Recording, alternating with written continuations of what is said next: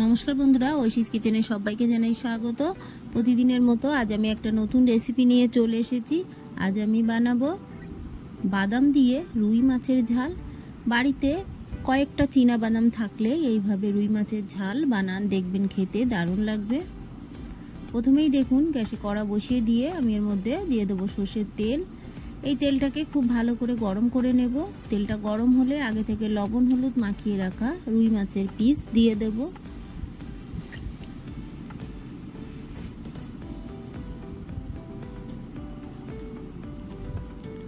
প্রথমেই আমি কড়ার মধ্যে 4 পিস মাছ দিয়ে দেব।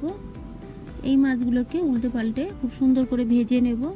মাছগুলোকে দেওয়ার পর আমি কয়েক মিনিট এইভাবে রেখে দেওয়ার পর উল্টে দেব।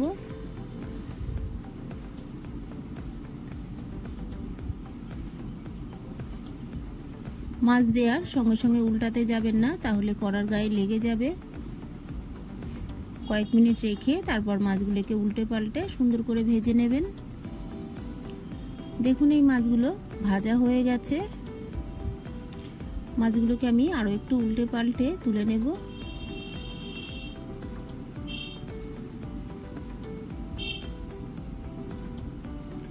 এই তেলের মধ্যে বাকি মাছগুলো দিয়ে দেব।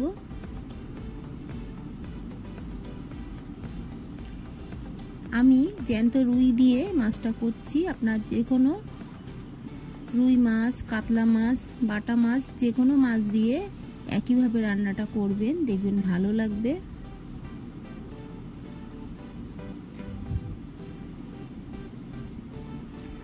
এই মাছগুলোকেও আমি ভেজে নিলাম, ভেজে নিয়ে তুলে নেব।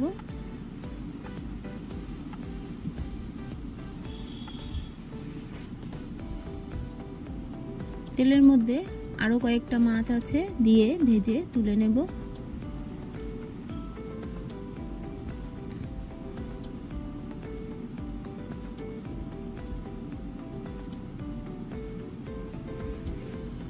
এই মাছগুলোকেও ভেজে নিয়েছি। এরপর এই মাছগুলোকে আমি তুলে নেব।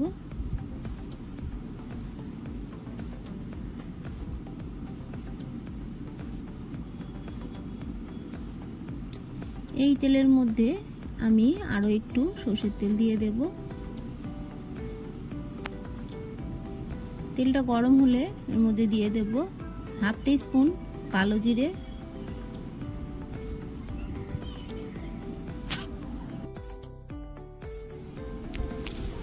ফোড়নটা ভাজা হলে আমি এর মধ্যে দিয়ে দেব বাটা মশলা। এখানে আছে 2 রকমের সর্ষে, আছে রসুন, আছে কাঁচা লঙ্কা, আর আছে 10 থেকে 12টা চীনা বাদাম। আপনারা চাইলে আরো একটু বেশি করে দিতে পারেন। এইগুলোকে আমি শিলনোড়ায় খুব ভালো করে বেটে নিয়েছি। এই মশলাটাই দিলাম। ভালো করে নেড়ে এই মশলাটাকে কষিয়ে নেব। আমি বেটে নেওয়ার সময় একটু লবণ দিয়েছিলাম, তাই এখন অল্প করে লবণ দিলাম। পরে যদি লাগে তাহলে তখন আবার দিয়ে দেব। ভালো করে মশলাটাকে কষিয়ে নেব। আমার এই রেসিপিটি আপনাদের ভালো লাগলে প্লিজ আমার চ্যানেলটিকে সাবস্ক্রাইব করে পাশে থাকা বেল আইকনটি ক্লিক করে দেবেন, তাহলে আমি যখন কোনো নতুন ভিডিও ছাড়বো আপনাদের কাছে পৌঁছে যাবে। মশলা দিয়ে যতক্ষণ তেল না বেরোয় ততক্ষণ আমি এইভাবে কষিয়ে নেব, না হলে রসুনের কাঁচা গন্ধ রান্নাটা খেতে ভালো লাগবে না। যতক্ষণ রসুনের গন্ধ, কাঁচা গন্ধ না যায় ততক্ষণ কিন্তু আমি কষিয়ে নেব। দেখুন মশলা দিয়ে তেল ছাড়া শুরু করেছে। আমি অল্প একটু লাল লঙ্কার গুঁড়ো দিলাম। এটা দিলে একটু ঝালও হবে আর কালারটা একটু ভালো হবে, তাই খুবই সামান্য লাল লঙ্কার গুঁড়ো দিলাম। তবে আপনারা চাইলে নাও দিতে পারেন, শুধু কাঁচা লঙ্কা দিয়ে রান্নাটা করতে পারেন।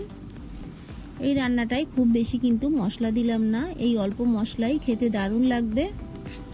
খুব ভালো করে কষিয়ে নিয়ে দেখুন মশলা দিয়ে যখন তেল বেরোচ্ছে সেই সময় আমি জল দিয়ে দিলাম।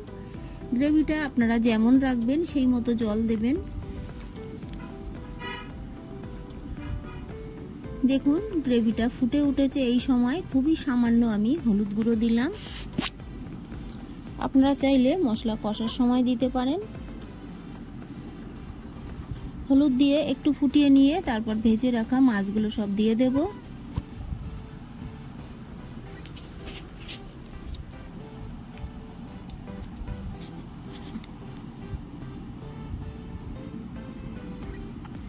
মাছগুলোকে দিয়ে আমি বেশ কিছুক্ষণ এইভাবে ফুটিয়ে নেব। মাছগুলোর কালার দেখেই তো বুঝতে পাচ্ছেন আমি বেশ কিছুক্ষণ ফুটিয়ে নিয়েছি। এই সময় আমি একটু চেখে দেখে নেব লবণ ঠিক আছে কিনা।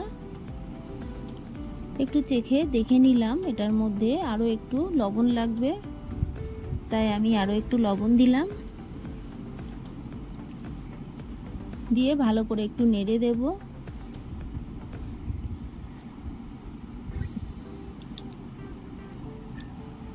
নামানোর আগে একটু সর্ষের তেল দিয়ে দিলাম, হাফ টিস্পুন সর্ষের তেল দিয়ে ভালো করে মিশিয়ে আমি নামিয়ে দেব। গ্রেভিটা আপনারা চাইলে আরও একটু শুকিয়ে ঘন করে নামাতে পারেন, আর বাদামের পরিমাণটা আরও একটু বেশি করে দিবেন। আমার ঘরে ছিল না, তাই যেটুকু ছিল সেটুকুই দিয়ে রান্নাটা করলাম। দেখুন কালারটা কতটা সুন্দর হয়েছে। এটা বাড়িতে একবার হলেও বানাবেন, আর আপনাদের কেমন লাগলো আমাকে কমেন্ট করে জানাবেন। একটা লাইক করতে ভুলবেন না।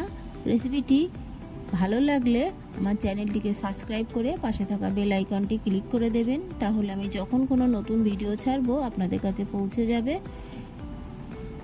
পুরো রেসিপিটি দেখার জন্য সবাইকে জানাই অসংখ্য অসংখ্য ধন্যবাদ।